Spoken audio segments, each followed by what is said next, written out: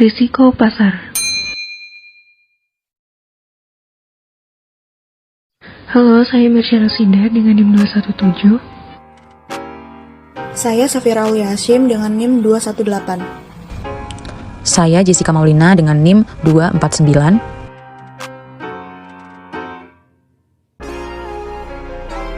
Apa itu risiko pasar? Risiko pasar merupakan kondisi yang dialami oleh suatu perusahaan yang disebabkan oleh perubahan kondisi dan situasi pasar di luar dari kendali perusahaan. Apa aja sih bentuk risiko pasar? Bentuk risiko pasar itu ada dua. Yang pertama general market risk dan yang kedua specific market risk. General market risk adalah suatu risiko yang dialami oleh seluruh perusahaan yang disebabkan oleh suatu kebijakan yang dilakukan oleh lembaga terkait, yang mana kebijakan tersebut mampu memberi pengaruh bagi seluruh sektor bisnis. Lalu specific market risk adalah suatu bentuk risiko yang hanya dialami secara khusus pada satu sektor atau sebagian bisnis saja tanpa bersifat menyeluruh. Lalu, apa aja yang termasuk general market risk?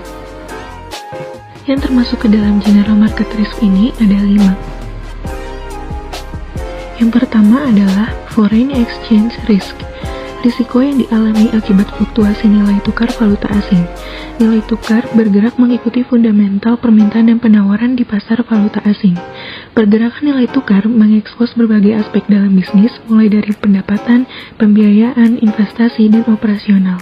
Pergerakan yang merugikan nilai tukar dapat membahayakan profitabilitas, arus kas perusahaan, dan nilai perusahaan. Yang kedua, interest rate risk. Risiko yang dialami akibat dari perubahan suku bunga yang terjadi di pasaran yang mampu memberi pengaruh bagi pendapatan perusahaan. Yang ketiga, commodity position risk. Suatu kondisi di mana terjadinya kerugian akibat perubahan harga barang komoditi di pasar yang disebabkan oleh faktor-faktor tertentu. Kondisi ini akan semakin parah pada saat barang komoditi tersebut telah terikat kontrak dalam suatu kontrak perjanjian atau commodity contract. Yang keempat, equity position risk.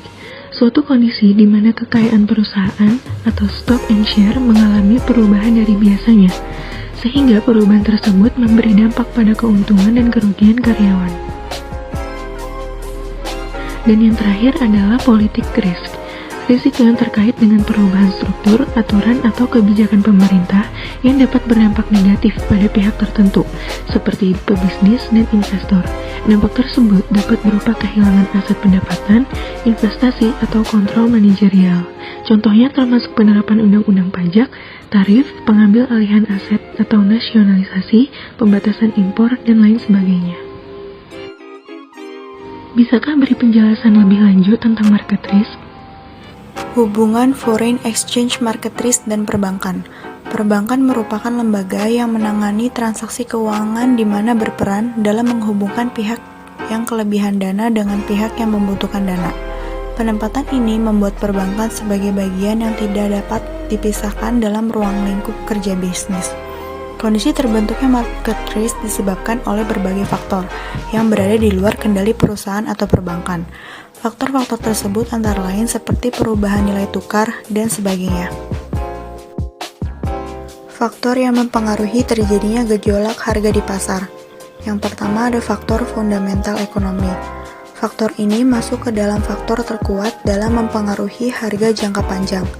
Misalnya, dalam jangka panjang, perbedaan nilai tukar antar dua mata uang mencerminkan naik turunnya inflasi serta aktivitas ekonomi antara kedua negara. Lalu faktor yang kedua adalah terjadinya kejadian besar dalam faktor ekonomi dan politik. Peristiwa yang terjadi pada bidang ekonomi dan politik suatu negara memiliki dampak yang besar dalam jangka waktu yang pendek. Lalu yang ketiga adalah faktor terdapat campur tangan financial authorities.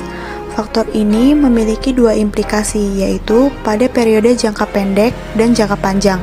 Dalam jangka pendek ini memiliki efek menurunkan suku bunga dan dalam jangka panjang memiliki efek mendevaluasi mata uang yang dimana hal ini menunjukkan perubahan dalam kebijakan ekonomi. Selanjutnya adalah faktor perimbangan kekuatan permintaan dan penawaran. Faktor ini dalam jangka pendek dapat berpengaruh terhadap tingkat harga. Hal ini disebabkan akan dilakukannya penyesuaian oleh market makers sesuai dengan kondisi yang dialami. Selanjutnya adalah faktor likuiditas pasar. Faktor ini memiliki dampak yang signifikan terhadap harga pasar. Seperti pada ciri-cirinya, pasar likuiditas biasanya mempunyai market maker yang banyak. Bisnis yang dilakukan memiliki volume yang tinggi dan kecilnya margin perdagangan. Dan yang terakhir adalah berkembangnya kegiatan arbitrage. Faktor ini biasa terjadi pada perangkat yang diperdagangkan kepada beberapa pasar. Maka dari itu, pasar yang satu dan lainnya memiliki harga yang berbeda-beda. Definisi risiko spekulatif lainnya. Risiko perubahan kurs. Kurs merupakan harga suatu mata uang dari suatu negara terhadap mata uang yang berasal dari negara lainnya. Selain itu, mata uang suatu negara merupakan cerminan kondisi ekonomi suatu negara. Jika perekonomian suatu negara dalam keadaan baik, maka mata uang negara cenderung menguat terhadap mata uang negara lainnya atau sebaliknya. Faktor penyebab perubahan kurs. Yang pertama, faktor perbedaan inflasi. Pada faktor ini, apabila suatu negara memiliki inflasi yang lebih tinggi dari inflasi di negara lain, akan mengakibatkan kurs mata uang pada negara tersebut menurun. Yang kedua adalah faktor perbedaan tingkat suku bunga. Terdapat dua jenis tingkat bunga, yaitu tingkat bunga real dan nominal. Tingkat bunga yang dapat diamati disebut sebagai tingkat bunga nominal. Hal ini berbeda dengan tingkat bunga real yang tidak dapat diamati secara langsung. Tingkat bunga real ini dapat memberikan efek positif pada nilai mata uang suatu negara. Lalu yang ketiga adalah faktor independensi bank sentral. Faktor independensi ini artinya bagaimana kemampuan bank sentral dapat bertahan dari tekanan yang biasa dilakukan oleh pemerintah yang sedang berkuasa. Apabila bank sentral pada suatu negara tidak independen, maka akan dengan mudah dipengaruhi oleh pemerintah untuk melakukan berbagai macam kebijakan yang berdampak pada kenaikan tingkat inflasi dan melemahkan nilai mata uang negara. Lalu faktor yang keempat adalah pertumbuhan ekonomi. Banyaknya investor bergantung pada tingkat pertumbuhan ekonomi di suatu negara. Jika pertumbuhan ekonomi suatu negara tinggi, menyebabkan banyak investor masuk dan berakibat pada permintaan terhadap mata uang negara. Yang terakhir adalah faktor ekspektasi. Mata uang suatu negara dapat dinilai melalui sekuritas. Penilaian ini yang dapat dijadikan sebagai alat investasi. Perusahaan apabila diperkirakan akan memiliki prospek yang menguntungkan di masa yang akan datang oleh investor dapat berpengaruh pada peningkatan saham perusahaan walaupun perubahan belum terlihat secara signifikan. Eksposur terhadap perubahan kurs. Terdapat 4 bagian dalam eksposur terhadap perubahan kurs, yaitu 1. Eksposur transaksi. Eksposur transaksi adalah eksposur yang terjadi ketika perusahaan mengadakan kontrak tertentu yang menghasilkan sejumlah uang tertentu yang rentan terhadap perubahan nilai tukar. 2. Eksposur akuntansi. Eksposur akuntansi adalah eksposur yang dapat terjadi ketika laporan keuangan menggunakan mata uang tertentu, yang kemudian dilakukan perubahan terhadap laporan keuangan dalam mata uang lain. Dengan demikian, eksposur akuntansi rentan terekspos terhadap perubahan nilai tukar. 3. Eksposur operasi. Eksposur operasi adalah eksposur yang terjadi ketika operasi perusahaan rentan atau terekspos terhadap perubahan nilai tukar. 4. Eksposur ekonom. Eksposur ekonom merupakan kombinasi eksposur operasi dengan eksposur transaksi. Karena dengan demikian, eksposur operasi pada nilai perusahaan pun rentan terhadap perubahan nilai tukar. Cara pertama yang bisa dilakukan adalah dengan menghindari risiko tersebut. Karena jika risiko tersebut masih dalam pertimbangan untuk diambil, lebih baik menghindarinya. Karena tentunya risiko-risiko tersebut tidak dapat masuk ke dalam kategori risiko yang diinginkan perusahaan atau kemungkinan terjadinya lebih besar daripada keuntungan yang lebih besar. 2. Diterima dan dipertahankan. Cara kedua yang bisa dilakukan adalah menerima dan mempertahankan risiko tersebut, karena mungkin saja risiko tersebut berada pada level yang paling ekonomis. 3. Dinaikkan, diturunkan, atau dihilangkan. Cara ketiga yang dapat dilakukan adalah dengan menambah, mengurangi, atau menghilangkan risiko tersebut. Karena jika ada risiko yang dapat dikendalikan dengan tata kelola yang baik atau melalui pengoperasian exit strategi yang tepat, maka tingkat risiko tersebut mungkin akan lebih diminimalisir. 4. Dikurangi.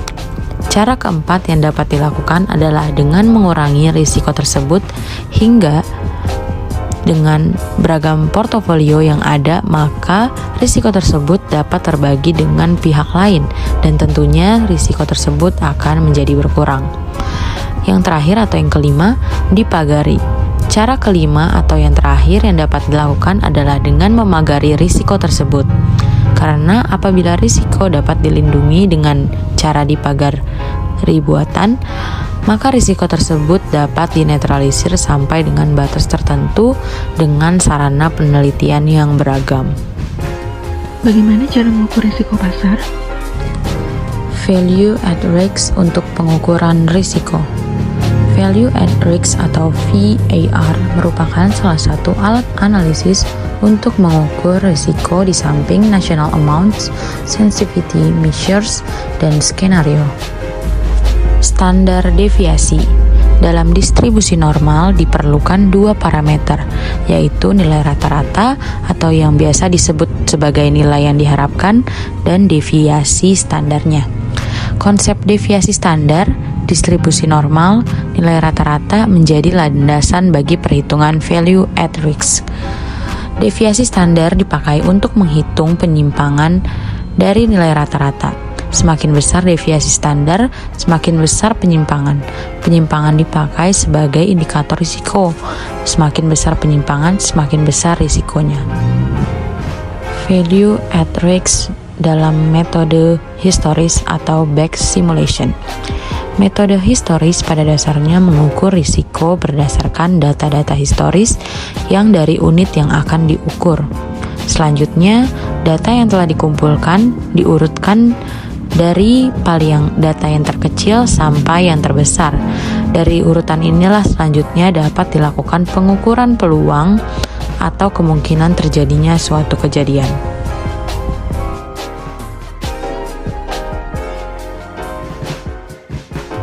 Berikut ini terdapat contoh kasus pengukuran risiko pasar. Gudang Garam Tbk mengalami fluktuasi net profit pada 5 tahun terakhir. Seiring banyak munculnya kebijakan pemerintah, keluarnya fatwa Majelis Ulama Indonesia mengenai rokok, dan gencarnya kampanye anti rokok menjadi tantangan besar industri rokok maupun para investornya dalam mengelola risiko yang akan terjadi di masa mendatang. Di samping ini terdapat data average return, highest return, lowest return, standar deviasi, dan observasi data return dari PT Gudang Garam Tbk. Dari tabel hasil perhitungan ini, dapat diartikan ada keyakinan 95% bahwa kerugian yang akan dialami investor tidak melebihi Rp16.401.371 dalam jangka waktu 1 hari setelah periode data historis. Atau dapat dikatakan ada kemungkinan sebesar 5% bahwa kerugian investasi pada saham GGRM atau Gudang Garam sebesar Rp16.401.371 atau lebih. Kesimpulan dan saran. Kasus Gudang Garam Tbk ini merupakan risiko pasar yang masuk ke dalam kategori political risk dan specific risk. Perhitungan risiko dapat membantu investor dalam mengambil keputusan untuk menginvestasikan sejumlah dana. Setelah memperhitungkan dan mengetahui risiko, investor dapat memutuskan untuk menghindari, mempertahankan, menaikkan atau menurunkan aktivitas investasi. Pada intinya, pengukuran risiko perlu dilakukan dan dievaluasi agar risiko berada dalam tingkatan yang terkendali sehingga dapat mengurangi terjadinya kerugian berinvestasi.